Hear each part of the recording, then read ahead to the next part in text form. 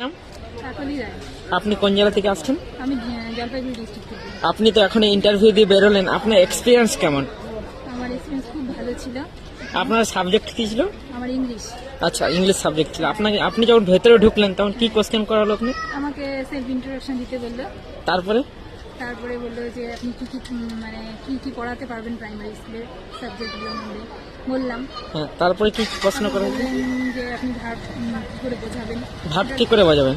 Verb আচ্ছা। একটা demo দিতে বললেন। ভার্বের ডেমো দিতে বলেছেন? হ্যাঁ, ভার্বের ডেমো দিতে বলেছে।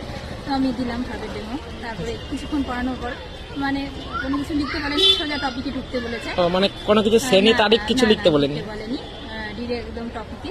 হ্যাঁ। তারপর লিখে আমি আপনার টেবিল নাম্বার কত ছিল? আমার 5 ছিল। আচ্ছা, আর কি প্রশ্ন করা হয়েছিল আপনাকে? আর আমার যেহেতু ইংলিশ ছিল, আমাকে বেশি অন্য কোনো কিছু কোশ্চেন করেনি। হ্যাঁ। এই 2-3টে ইংলিশের উপরেই কি কি প্রশ্ন করা হয়েছিল আপনার মনে আছে কি?